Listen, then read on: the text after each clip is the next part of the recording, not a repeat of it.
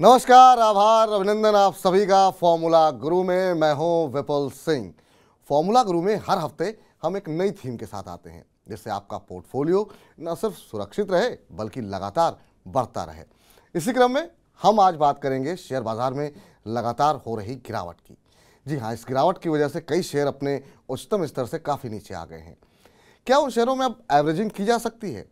वैसे एवरेजिंग होती क्या है? अदानी समूह की कंपनियों में एवरेजिंग का सही स्तर क्या है? शेयरों में एवरेजिंग का सही समय कैसे पता करें? ऐसे ही तमाम सवालों के जवाब हम तलाशेंगे आज के शो में। लेकिन सबसे पहले उन बड़े सवालों पर नज़र डाल लेते हैं जिन पर आज हम चर्चा करेंगे। अब जो है एक एक करके जरा उन सभी सवालों को जरा हम स्क्रीन पर लाएंगे और उसके बाद आज के मेहमान से आपको रूबरू कराते हैं। तो जरा स्क्रीन पे लाए जाएं सवाल।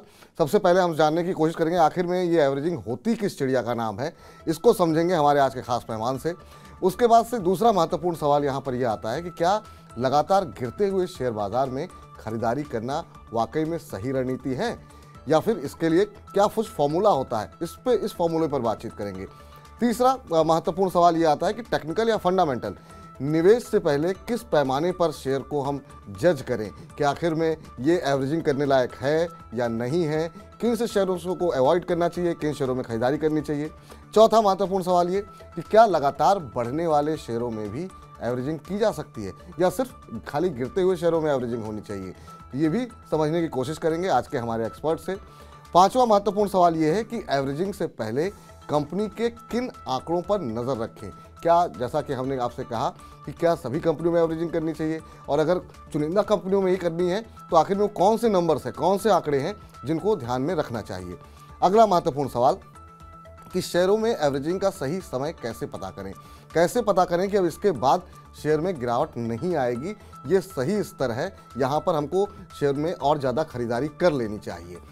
सातवां महत्वपूर्ण सवाल ये, जिस पर कि सबसे ज़्यादा हमारे पास सवाल आते हैं, वो ये है कि अडानी ग्रुप के शेयरों में क्या वाकई में एवरेजिंग करनी चाहिए। बहुत सारे लोगों ने की है, वो सवाल पूछ रहे हैं। बहुत सारे लोग जो ऊपर खरीद चुके हैं वो भी सवाल हमें भेज रहे हैं, जो हमारा 2 बजे का शो होता है उसमें। तो आज इन तमाम प्रश्नों के उत्तर हम आपको बताएंगे कि आखिर में अगर एवरेजिंग करनी है अडानी समूह में तो किस कंपनी में करनी चाहिए, और अवॉइड करना है तो फिर क्यों अवॉइड करना है। और आखिरी महत्वपूर्ण सवाल जो है, सबसे महत्वपूर्ण सवाल ये कि आज के जो हमारे एक्सपर्ट हैं डॉक्टर रवि सिंह जी, उनसे पूछेंगे कि अभी एवरेजिंग करने के लिए उनके पसंदीदा शेयर कौन से हैं। तो ये तमाम मुद्दों पर आखिरी तक बने रहिए, फिर आपको हम आखिर में बताएंगे कि आखिर में किन शेयरों में खरीदारी की जा सकती है। और अब आपको रूबरू कराने का वक्त हो चुका है हमारे आज के फॉर्मूला गुरु, शेयर इंडिया के वीपी और रिसर्च हेड रवि सिंह जी का। रवि सिंह जी, बहुत बहुत आभार, अभिनंदन सर आपका। आज के शो में आप शामिल हुए और आज 2-3 दिन पहले ही हम लोगों ने कार्यक्रम किया था जो दोपहर 2 बजे का लाइव हम लोगों का शो होता है, और उसमें आपने एक आइडिया दिया कि एवरेजिंग को लेकर के उस दिन बहुत सवाल आ रहे थे। आपने कहा कि इस पर एक शो, एक फॉर्मूला गुरु होना चाहिए, और तुरंत ही आपके आइडिया को इम्प्लीमेंट कर दिया गया। और ये आज की थीम और आज की सोच जो है वो आपको ही समर्पित है। आज के सब महत्वपूर्ण सवालों के उत्तर दें सर, आपसे लें। उससे पहले ज़रा एक त्वरित टिप्पणी शेयर बाज़ार पर लेना चाहेंगे कि बहुत जो हमारे फॉर्मूला ग्रुप के दर्शक हैं वो समझना चाहेंगे कि बाज़ार में जिस तरह की वोल्टिलिटी बनी हुई है, 5-6-7 सत्र गिरता है, फिर एक सत्र में थोड़ी रिकवरी आती है। अभी मार्केट को से दूर रहना चाहिए, मार्केट में मंदी करनी चाहिए, मार्केट में तेज़ी करनी चाहिए। आप क्या सजेस्ट कर रहे हैं निफ्टी पर अपने दर्शकों को, अपने क्लाइंट्स को? पहले तो आपका विपुल जी बहुत बहुत धन्यवाद मुझे फिर से एक बार बुलाने के लिए। और इतना अच्छा टॉपिक है कि आज जो लोग इस प्रोग्राम को मिस करेंगे या जिन लोगों ने इस प्रोग्राम को देखा है उन्हें मैं कहूंगा आप बार बार देखिए, क्योंकि यही राइट टाइम है जिस समय निफ्टी में इतनी वोलेटिलिटी है, बैंक निफ्टी में इतनी वोलेटिलिटी है, तो आपको एवरेज क्या होता है, उसका क्या महत्व है, उसको समझना है। तो आज इस पूरे प्रोग्राम से आपके वो डाउट क्लियर हो जाएंगे। और इस समय मार्केट में जो भी अभी उतार और चढ़ाव देखने को मिल रहे हो, जब आप ये कॉन्सेप्ट समझ जाएंगे तो आप उस कॉन्सेप्ट का फायदा उठाएंगे। फिर उसके बाद आप ये नहीं कहेंगे कि मार्केट में अभी क्या करना चाहिए, क्योंकि आप अगर ऊपर खरीद चुके हैं तो भी आपको मौका मिलेगा, और अगर आपने नीचे खरीद रखा है तो भी आपको एक अच्छा प्राइस पे प्रॉफिट बुक करने का मौका ये एवरेज जिसकी हम बात कर रहे हैं ये करवाता है। और सबसे बड़ी बात है कि जब किसी मुसीबत का दौर चल रहा हो और उस मुसीबत से जब कोई पार करता है तो कहते हैं जब आप नाव में डूब रहे हो तिनके का सहारा, तो जो ये एवरेज है ये उन सहारे का काम करता है जिससे कि आप स्टॉक मार्केट में डूबता हुआ जब आप डूबते होते हैं या फिर आपको जब नुकसान हो रहा होता है या जब आपको फायदा हो रहा होता है, तो आपकी ये स्ट्रैटेजी आपके पोर्टफोलियो में चमक बना कर रखती है। इस बात का विश्वास हमेशा एवरेजिंग आपको कराता है। जी, तो मेरा जो सवाल था सर वो मार्केट के ऊपर था, तो अगर आप उसका भी उत्तर देना चाहें और तो आप दे सकते हैं। उसके बाद से आज की थीम पर आते हैं। और बहुत बहुत शुक्रिया एक बार फिर से कि आपने इतने डिटेल में आज के इस पूरे कॉन्सेप्ट को समझाया हमारे दर्शकों को। देखिए, इस समय मार्केट में मैंने इसीलिए विपुल जी, मैं ये चाहता हूं कि ये जो प्रोग्राम आपका यूट्यूब पे आ रहा है या आपकी ऐप पे आ रहा है, उसको लोग हमेशा देखें। ये देख करके लोग इग्नोर ना कर दें कि ये सिर्फ मार्केट का व्यू है, क्योंकि मैंने इसीलिए मार्केट का व्यू आज मैंने जानबूझ के नहीं दिया, क्योंकि मार्केट के व्यू आपके बहुत से प्रोग्राम में जाते हैं, लेकिन लोग फिर उस सेगमेंट को सुनकर छोड़ देते हैं और पूरे एवरेज के कॉन्सेप्ट को नहीं समझते। तो मुझे लगता है कि मार्केट का क्या ट्रेंड है वो भी निकालना आज इसी में हम आपको बताएंगे। चलिए ठीक है, तो फिर शुरू करते हैं आज की थीम और एक एक करके सभी प्रश्नों के उत्तर लेते हैं। तो पहला जो मासूम सा सवाल है, महत्वपूर्ण सवाल है और जो तमाम दर्शक हमारे जानना भी समझना चाहेंगे जो बाजार में अभी नए हैं, कि आखिर में एवरेजिंग कहते किसे हैं और एवरेजिंग होती क्या है, और इस थीम को लेकर के हम आए क्यों हैं, क्योंकि बाजार में लगातार गिरावट आ रही है और बहुत सारे लोग ये पूछ रहे हैं कि आखिर में क्या इस समय हमको निचले स्तर पर खरीदारी करनी चाहिए। और इस थीम के पीछे जो रवि जी ने आइडिया बताया वो तो था ही था, लेकिन जरा कुछ एक शेयर दिखा दीजिए। निफ्टी 500 के हमने कुछ एक शेयर निकाले हैं जो कि लगातार हम देख रहे हैं वहाँ पे 80% तक की गिरावट आ गई है। आईआरबी इंफ्रा 6 महीने के अंदर ये देखिए आप करीब 89-90% टूटा है। अदानी ट्रांसमिशन 75% टूटा है। शीला फोम 64% टूटा है। पीसी ज्वेलर्स, अदानी ग्रीन, यहाँ पर भी 60% से ज़्यादा गिरावट देखने को मिली है। इनके अलावा जिन शेयरों में सबसे ज़्यादा पटाई हुई है निश्चित रूप से अदानी समूह की कंपनियां तो हैं ही हैं। अदानी पावर आप देख रहे हैं करीब 50% टूटा है। हेरिटेज फूड्स में 55% की गिरावट रही है। यूफ्लेक्स 54% टूटा है।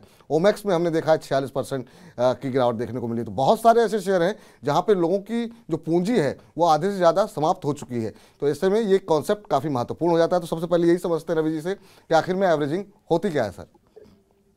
देखिए, मैंने अभी विपुल जी बताया कि शेयर मार्केट में डूबते हुए इन्वेस्टर का सहारा जो तिनका होता है उसको एवरेज कहते हैं। अब मैं इसको बहुत सिंपल लैंग्वेज में आपको बताता हूं कि एक क्लास में अगर 10 बच्चे एक साथ पढ़ रहे हैं और उनकी हाइट अलग अलग होगी, 4 फीट 5 फीट 4 फीट 5 फीट, तो आप उन 10 बच्चों का टोटल कर दीजिए और उसको 10 से उनकी जो हाइट है उसको टोटल कर लीजिए और 10 से डिवाइड कर दीजिए, तो आपको एक एवरेज हाइट मिल जाती है, यानी कि एवरेज नंबर मिल जाता है। इसी को हम लोग एवरेजिंग कहते हैं या फिर एवरेज नंबर कहते हैं। जब स्टॉक मार्केट की इसकी बात की जाती है तो एक एग्जांपल से समझते हैं कि बहुत से लोग, कोई एक स्टॉक है जो 100 रुपए चल रहा है, आपने उस स्टॉक को 100 रुपए में खरीदा, फिर वो स्टॉक में गिरावट हो गई, आपने उसको 80 रुपए में खरीदा, और फिर और गिरावट हो गई, आपने उस स्टॉक को 60 रुपए में खरीदा।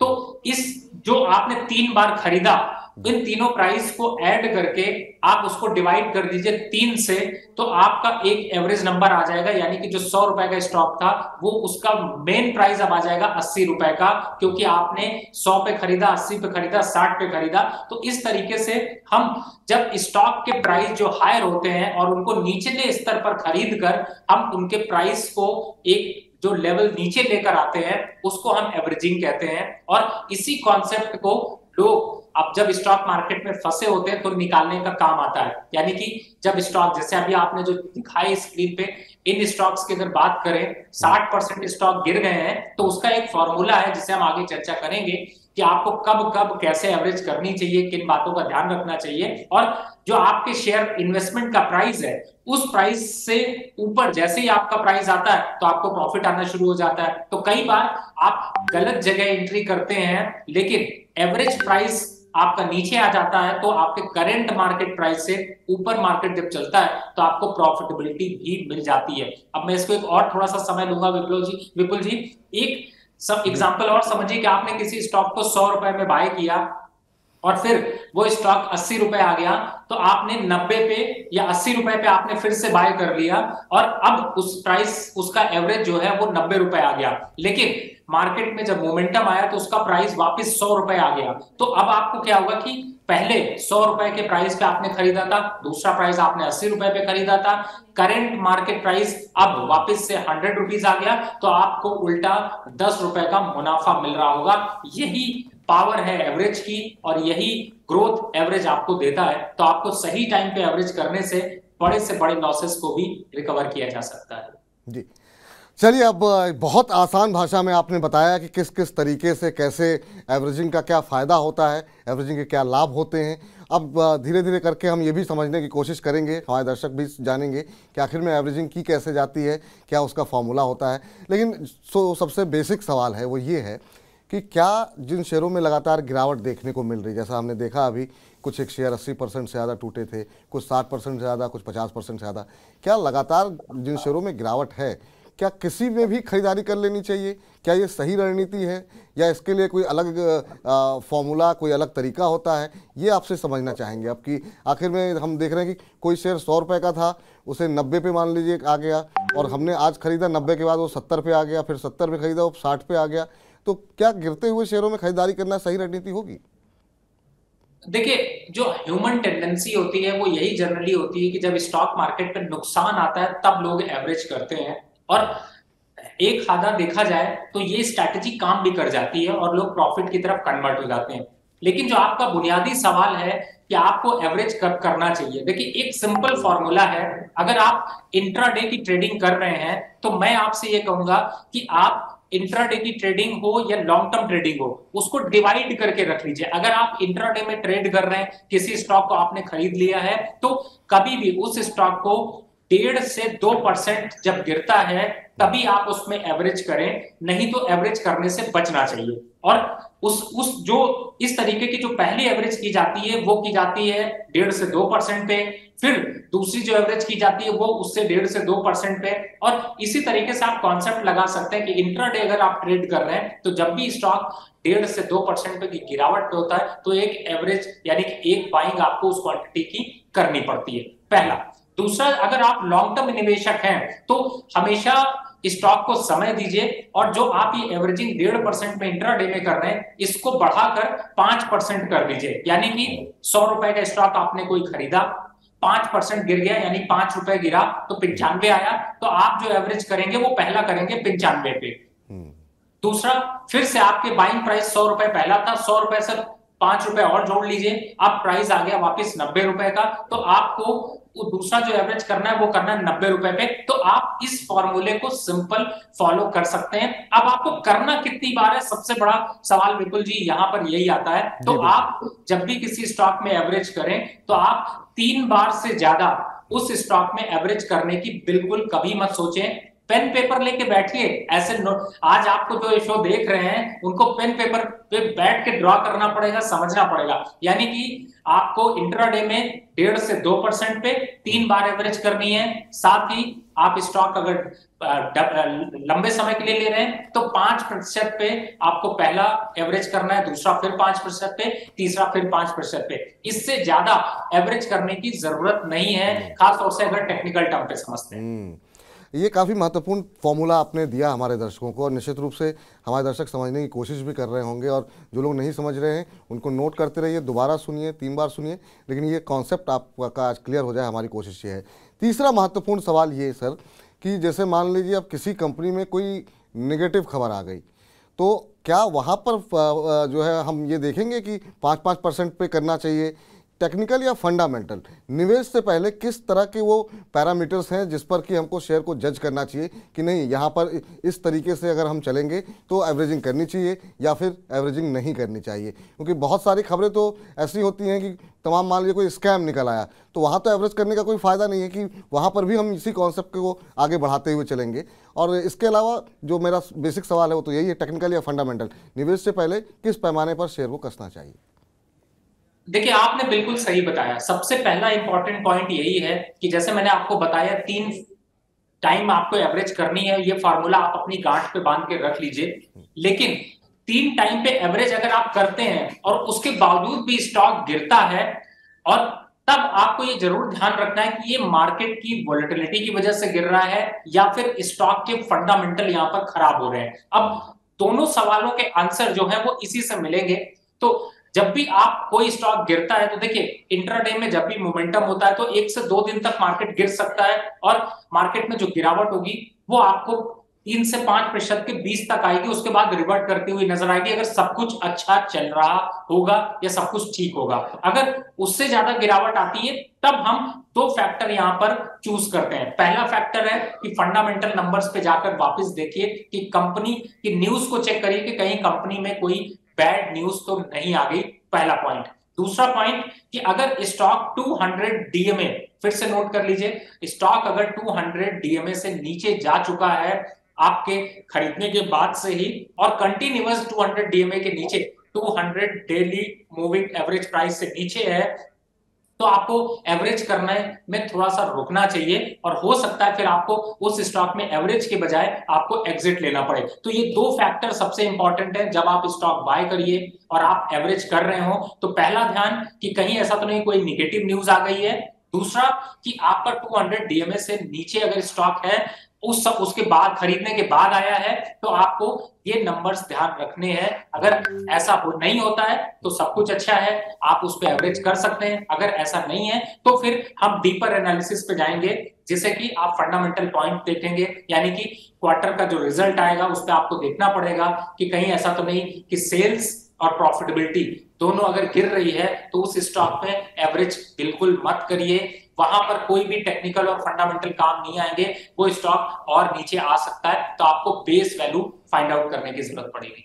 चलिए अब अगले महत्वपूर्ण सवाल का रुख करते हैं और ये जानना अब आपसे चाहेंगे रवि जी कि चलिए ये तो आपने बताया कि कब कब जब गिर रहे हो तो एवरेजिंग करनी चाहिए, लेकिन कई बार हम देखते हैं कि जब शेयर, बहुत सारे शेयर चलते भी हैं और गिरावट के बाद काफ़ी तेज़ी भी देखने को मिलती है। अभी चलिए थोड़ा सा मंदी का दौर देखने को मिल रहा है, लेकिन जब तेज़ी का दौर आता है तो भी बहुत सारे लोगों को लगता है कि क्योंकि आपने मान लीजिए कि किसी शेयर पे 100 रुपये का लक्ष्य दिया, अब वो 105 हुआ तो आपने भी मान लीजिए उस पर अब अगला लक्ष्य 120 रुपये का कर दिया और दोबारा खरीदारी की सलाह आती रहती है फंडामेंटल्स को देखते हुए, कुछ न्यूज़ को देखते हुए।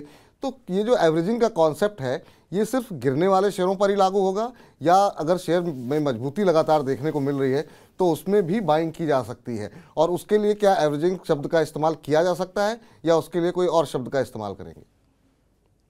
बिल्कुल जी, आपकी खास बात यही कि आप कोई भी एंगल छोड़ना नहीं चाहते हैं, और ये बहुत इंपॉर्टेंट था जिसे मैं मिस भी कर रहा था। लेकिन आपको देखिए, इसमें मैं बहुत सिंपल कॉन्सेप्ट समझाता हूं। जब आपको मैंने अभी तक बताया था कि डाउन साइड पे अगर जाता है तो आप किस तरीके से एवरेज कर सकते हैं। अब बाइंग साइड के लिए जाता है तो मैं बताता हूं कि आपको किस तरीके से एवरेज करना है। उसमें हमेशा आप पोजीशन को थोड़ा सा चेंज करिए। चेंज करने का मतलब है, मैं इसी एग्जांपल पे रहता हूं कि मैंने 100 रुपए पे एक स्टॉक खरीदा था, अब वो बढ़ के 105 रुपए आ गया है। तो आप ये ध्यान रखिए कि जब भी आपको बाइंग साइड पे एवरेज करना हो तो जितनी क्वांटिटी, अब यहां पर आ जाती है क्वांटिटी, यानी कि आपने अगर 100 शेयर आपने खरीदे थे 100 रुपए पे, तो अगर 105 आ गया तो आपको करना क्या है कि अब 50 क्वांटिटी ही सिर्फ आपको 105 पे खरीदनी है।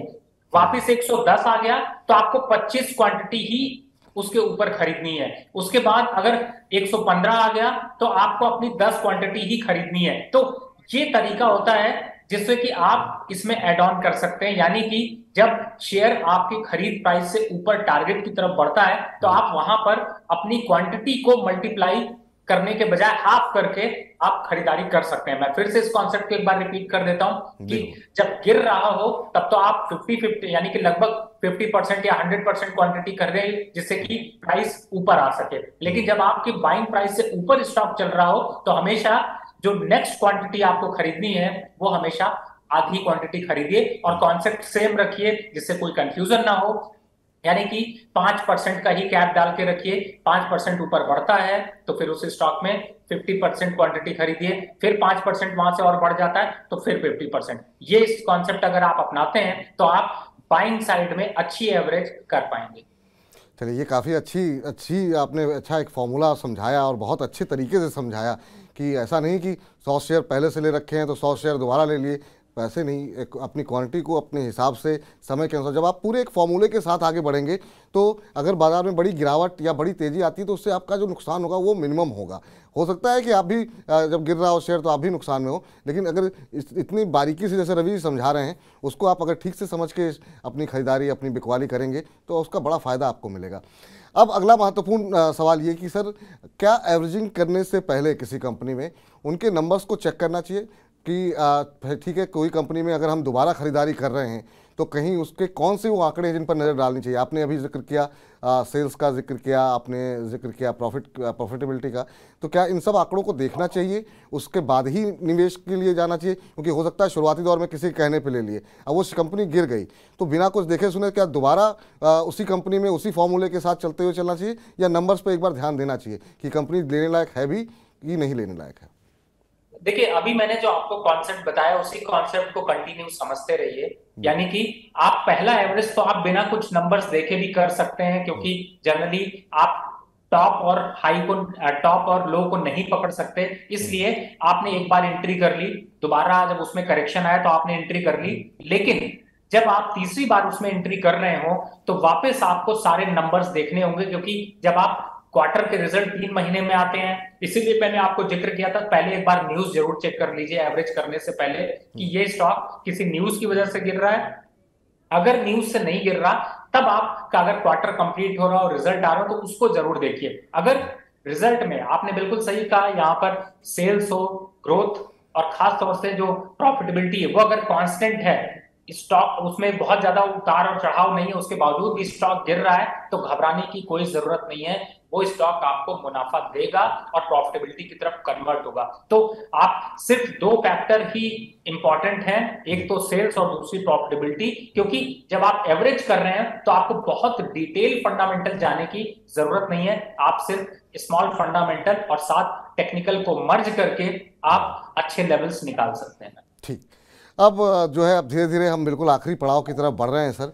एक महत्वपूर्ण सवाल ये कि आखिर में, कल भी हम शो कर रहे थे 2 बजे वाला, तो बहुत सारे सवाल ऐसे आ रहे थे, बाजार बॉटम कब बनाएगा, क्या यहाँ पे ये अब ये इतना नीचे गिर गया है, क्या अभी और गिरेगा? तो सही टाइमिंग जो है वो कैसे पता लगे कि, क्योंकि बहुत लोग इस फॉर्मूले से ज़्यादा उनका उनका फोकस इस बात पे होता है कि नहीं अब इससे नीचे नहीं गिरेगा, यहीं पे खरीदारी कर लो।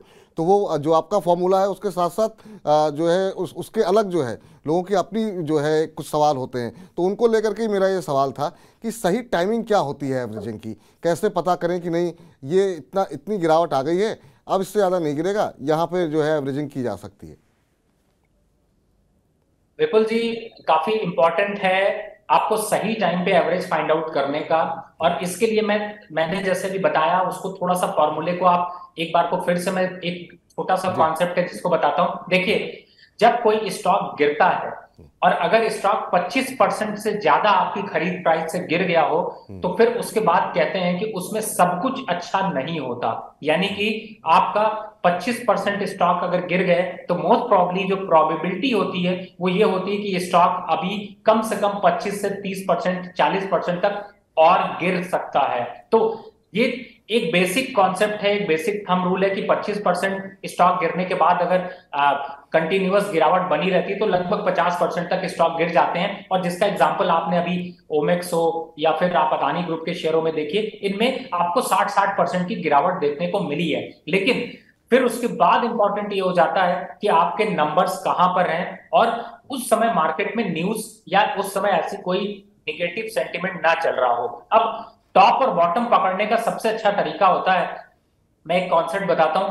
आप किसी भी स्टॉक में जब भी एंट्री करना चाहें या निफ्टी को आप प्रेडिक्ट करना चाहें, एक मैं सिंपल फॉर्मूला यूज करता हूं। निफ्टी के प्राइस आज, जैसे आज की मैं जब ये शो कर रहा हूं तब आज का प्राइस अगर देखता हूं तो निफ्टी का प्राइस है 17,100।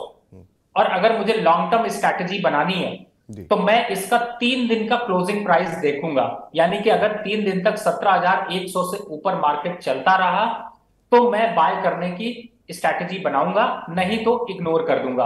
अब मैं इस तरीके की स्ट्रैटेजी इसलिए कहता हूं क्योंकि जब 3 दिन तक 4 दिन तक मार्केट अपने बेस प्राइस के ऊपर सस्टेन करता है तो मार्केट में रैली आने की, यानी कि अपसाइड जाने की प्रोबेबिलिटी लगभग उसमें 70% से ऊपर हो जाती है। सेम यही कॉन्सेप्ट अगर मार्केट 3 दिन इसी प्राइस से नीचे बंद हो जाता है तो मैं अपनी डाउन साइड की स्ट्रैटेजी बना के चलूंगा, यानी कि अब लोअर साइड जाने की ज्यादा प्रोबेबिलिटी बनेगी। तो आप सिंपल इस कॉन्सेप्ट को आप कभी भी टॉप और बॉटम फाइंड आउट करने के लिए अप्लाई कर सकते हैं। अगर 3 दिन मार्केट ऊपर बंद हो रहा है यानी कि इस आज के जो प्राइस है इसके क्लोजिंग प्राइस को नहीं काट रहा, तो इसका मतलब है मार्केट में अपवर्ड ट्रेंड आ गया है, या फिर मार्केट में यहां से करेक्शन आने की प्रोबेबिलिटी कम है। तो इस तरीके से आप टॉप और बॉटम को बहुत आसानी से फाइंड आउट कर सकते हैं। चलिए, एक अच्छा आपने फॉर्मूला बताया। हम उम्मीद करते हैं हमारे दर्शकों के लिए बड़ा फ़ायदेमंद चीज़ होगी ये कि टॉप और बॉटम को कैसे आइडेंटिफाई करना चाहिए, ताकि कम से कम अगर एग्जैक्ट वो टॉप ना हो तो भी कम से कम आप समझ पाएंगे कि नहीं ये सही जगह है बॉटम आउट होने की या टॉप करने की।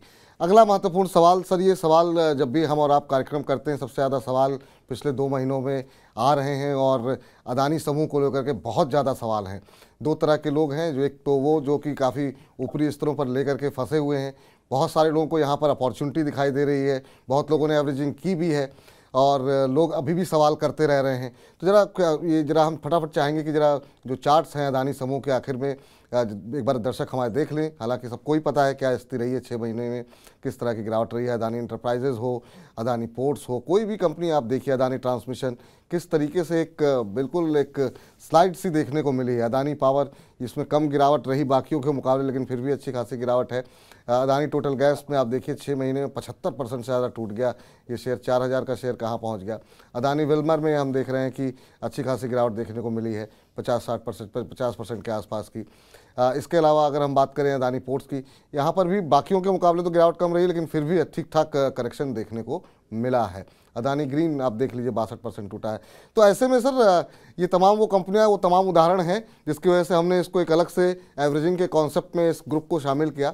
यहाँ पर कहीं कोई अपॉर्चुनिटी आपको दिखाई देती है, या आपको लगता है कि अभी खबरों का फ्लो इस तरीके का है, इतनी सारी न्यूज़ है, तो यहाँ पे एवरेजिंग पे लेकर के जो हमारे तमाम दर्शक सवाल कर रहे हैं उनको अवॉइड करना चाहिए? अदानी ग्रुप पे आपकी राय? देखिए विपुल जी, मैं इसमें एक स्ट्रैटेजी बताना चाहूंगा अदानी ग्रुप पे स्पेशली, और वो ये है कि इस समय अदानी ग्रुप के शेयर में 50-40% से ज्यादा की गिरावट हो चुकी है। और अगर आपने ऊपरी लेवल पे यानी कि आपने टॉप पे बाय किया है, तो आपको जरूर यहां पर 25% जो आपने क्वांटिटी वहां पर बाय की थी उसका 25% यहां पर एंट्री कर लीजिए, कोई दिक्कत नहीं है, पुल बैक आएगा। और ये 25% आपको वही कॉन्सेप्ट यूज करना है कि जैसे ही ये 10% 15% का रिटर्न देगा, आपको वो 25% की क्वांटिटी पूरी एग्जिट कर लेनी है, और फिर से करेक्शन का वेट करना है। अगर 5% करेक्ट होता है तो फिर आप अपनी आधी क्वांटिटी बाय करेंगे, फिर 5% करेक्ट होता है तो आप आधी क्वांटिटी बाय करेंगे। अब मैंने इसमें बताया कि अगर 15% से ज्यादा गिर जाता है तो आपको रिस्क यहां पर देखना होगा और पूरी तरह से पोजीशन से एग्जिट लेना होगा। तो अब चूंकि जो न्यूज था, जो इंपैक्ट था, जो फंडामेंटल ग्राउंड चेंजेस थे, वो अदानी ग्रुप में पूरी तरह से आ चुके हैं। तो मुझे ऐसा लगता है कि इन लेवल से अब 40% 30% की गिरावट आना थोड़ा सा असंभव है, क्योंकि ओवरऑल यहां पर मार्केट सेंटिमेंट या मार्केट फंडामेंटल वो सपोर्ट नहीं दे रहे हैं। लेकिन फिर भी गिरावट हो सकती है, 15% तक की गिरावट आ सकती है। तो आप इस एवरेजिंग कॉन्सेप्ट को यूज करके आप मुनाफा वसूली भी करते चलिएगा, जिससे कि आप इस स्ट्रेटजी को फॉलो करके आप अपने ट्रेड को प्रॉफिट में कन्वर्ट कर सकते हैं। चलिए, तो आज से दोपहर के 2 बजे के लाइव कार्यक्रम में जो भी सवाल अदानी समूह पर आएगा, और ख़ासतौर से एवरेजिंग को लेकर के, तो आप सबके लिए सलाह ये कि पहले फॉर्मूला गुरु एक बार ये वाला आप देख लीजिएगा, और उसके बाद जो है आपको आवश्यकता नहीं होगी कि अदानी समूह पर एवरेजिंग को लेकर के आप कहीं पर भी किसी भी चैनल पर जाकर के कोई सवाल करें, और हमारे साथ तो बिल्कुल ही नहीं आवश्यकता पड़ेगी, क्योंकि आप ये कार्यक्रम देख रहे हैं। अब आखिरी वक्त आ गया है सर, और हर बार जैसे हमारी कोशिश ये रहती है कि इतना जो मंथन करने के बाद, बहुत लोग इतना मंथन नहीं करते हैं, लेकिन मक्खन सबको खाना होता है। तो वो मंथन, वो मेहनत आपने की है, तो हम चाहते हैं हमारे दर्शक को इतने मंथन से जो मक्खन निकला है वो हमारे दर्शकों को भी मिले। आपके पसंदीदा ऐसे कौन से शेयर हैं जहां आपको लगता है कि ठीक ठाक करेक्शन आ गया है, कंपनी के फंडामेंटल्स अच्छे हैं और यहां पर एवरेजिंग की जानी चाहिए, और अच्छी कंपनियां सस्ते दामों पर मिल रही हैं? कुछ एक कंपनियां आइडेंटिफाई की हैं सर आपने? देखिए, वैसे तो अगर पूरे मार्केट पे एनालिसिस करें तो विपुल जी कम से कम आपको 50 से 100 कंपनियां मिल जाएंगी। लेकिन मैंने आज का जो आपका प्रोग्राम था उसके बाद जो मैंने फाइंड आउट किया, उसको मैंने 2 सेगमेंट रखा है, यानी कि 2 सेक्टर स्पेसिफिक रखा है। एक बैंक और दूसरा आईटी, क्योंकि इस समय जो न्यूज चल रही है उसमें इन्हीं दोनों स्टॉक्स की चर्चा, इन्हीं दोनों सेक्टर की चर्चा सबसे अहम और सबसे ऊपर है। तो मुझे लगता है सबसे ज्यादा पिटाई भी सर यहीं पर हो रही है। जी बिल्कुल, इसीलिए मैंने इस कॉन्सेप्ट को सिर्फ इन्हीं दो सेक्टर और इन्हीं के स्टॉक्स पर सीमित किया है। जी, बहुत अच्छी बात है सर। और आईटी और बैंक पे सबसे ज़्यादा सवाल ही आ रहे हैं, तो जरा अब एक एक करके शुरू किया जाए। पहले बैंक से शुरुआत कर लेते हैं, क्योंकि दुनिया भर के बैंक बर्बाद हो रहे हैं। अमेरिका हो, यूरोप हो, हर जगह बैंक को लेकर के ही खबरें हैं। तो बताइए कि इस परिस्थिति में जहां पर सब लोग नेगेटिव हैं, आप पॉजिटिव हो रहे हैं बैंकों पर, तो कहां कहां दांव लगाने की बात कर रहे हैं? देखिए, सबसे पहला जो बैंक है वो है बैंक ऑफ बड़ौदा। इस समय बैंक ऑफ बड़ौदा में एक अच्छा करेक्शन आया है और एवरेज करने के लिए सबसे अच्छा मौका है। तो आप इसको करंट लेवल से एक बार को अपनी पोजीशन में एवरेज कर सकते हैं, या फिर जो फ्रेश बायर है, एवरेज करने का मतलब यही होता है कि फ्रेश बायर भी यहां पर बाय कर सकते हैं। और स्टॉप लॉस की बात जब की जाए तो हर स्टॉक में 5% का स्टॉप लॉस होगा, जिससे कि आप 5% नीचे आने के बाद एवरेज फिर से कर सकते हैं। दूसरा स्टॉक है एसबीआई। 680 का हाई बनाने के बाद आज 400 के पास पहुंच चुका है। तो आपके लिए एक एवरेज करने का अच्छा मौका है, जिससे कि आप यहां पर खरीदारी कर सकते हैं। तीसरे स्टॉक की बात करें तो वो भी है बैंक से, और बैंक में अगर आते हैं तो आईसीआईसी बैंक दिग्गज बैंक है, जिसमें कि एक अच्छा करेक्शन आ चुका है और एवरेज करने का मौका दे रहा है। तो आप इस स्टॉक को भी यहां पर एवरेज कर सकते हैं। चौथा अगर स्टॉक की तरफ जाते हैं तो वो भी बैंक से है, और वो है एक्सिस बैंक।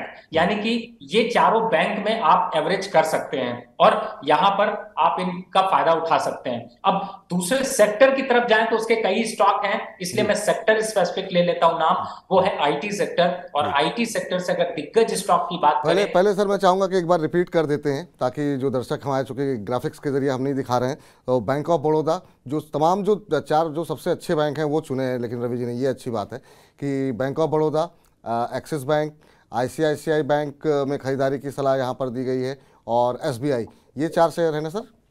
जी बिल्कुल। तो ये इन 4 शेयरों में जो बैंकिंग सेक्टर के दिग्गज शेयर, जब आपको दिग्गज शेयर सस्ते दामों पे मिल रहे हैं, तो बाकी शेयरों के पीछे, बाकी छोटे मझोले शेयरों पे क्यों तलाशेंगे आप? क्योंकि वहाँ पे अच्छा खासा करेक्शन हो गया। अब आईटी पे आते हैं, और आईटी में भी अच्छी खासी गिरावट देखने को मिली है। यहाँ पर भी दिग्गजों पर ही दांव लगा रहे हैं, या कुछ मिड कैप के भी पसंदीदा शेयर हैं आपके? नहीं, आज दिग्गजों का टाइम है, क्योंकि एवरेज में आपको लार्ज कैप के शेयर मिड कैप की प्राइस पे मिल रहे हैं, इससे बढ़िया क्या चाहिए? बिल्कुल बिल्कुल बिल्कुल। तो बताइए सर, आईटी कौन कौन सेक्टर, सा? जी आईटी सेक्टर की अगर शुरुआत करता हूं तो सबसे पहला नाम आता है इन्फोसिस का, जिसमें कि एक अच्छा गिरावट देखने को मिला है, आप इसको एवरेज कर सकते हैं। दूसरे स्टॉक की बात करूं तो वो है एचसीएल, जिसे कि आप अपने पोर्टफोलियो में शामिल कर सकते हैं। और तीसरा जो सबसे स्ट्रांग फंडामेंटल पूरी इंडस्ट्री का है वो है टाटा एलेक्सी। इस शेयर में बहुत बड़ी गिरावट आई है, फंडामेंटल नंबर्स पर काफी स्ट्रांग हैंड पे है, तो आप इसमें एवरेज कर सकते हैं। और चौथा जो कि मुझे ऐसा लगता है कि विपुल जी सबके पोर्टफोलियो में होगा, वो है विप्रो। और विप्रो अभी 360 350 के पास पहुंचा है, तो आपकी एवरेज करने की बारी पे पास है, तो आप इसमें एवरेज करके आप वापस से 400 का दांव लगा सकते हैं, तो आप इसमें भी एवरेज कर सकते हैं। तो एक बार फिर से रिपीट करिए, विप्रो, टाटा एलेक्सी, और कौन से शेयर बताएं सर आपने? एचसीएल, इन्फोसिस। एचसीएल, इन्फोसिस, यहाँ पर भी चारों दिग्गज कंपनियां ही हैं। एचसीएल, इन्फोसिस, टाटा एलेक्सी और विप्रो, यहाँ पे आप खरीदारी कर सकते हैं। बैंकों में भी सारे दिग्गज बैंक है, बैंक ऑफ बड़ौदा है, एसबीआई है, आईसीआईसीआई बैंक है, एक्सिस बैंक है। तो यहाँ पर ये वो शेयर हैं जहाँ पर आपको ऊंचे दामों से काफ़ी सस्ते दामों पे कंपनियाँ मिल रही हैं। आप अपना निवेश यहाँ पर इन स्तरों पर कर सकते हैं। अरे सर, आप रवि जी हर बार की तरह खासतौर से फॉर्मूला गुरु में बहुत अच्छे तरीके से, कितना भी गूढ़ विषय हम लेकर के आते हैं, आप बहुत आसान भाषा में हमारे दर्शकों को समझा देते हैं। और ये एवरेजिंग को लेकर के मुझे लगता है अब तक जो तमाम जगहों पर चर्चाएं तो चलती रहती हैं, अखबारों के माध्यम से और तमाम शोज़ के माध्यम से, लेकिन जितने आसान तरीके से आपने समझाया कि आखिर में ये होता क्या है और इसके लिए क्या फॉर्मूला हो सकता है। सर, चलते चलते कोई डिस्क्लोजर आपकी तरफ से?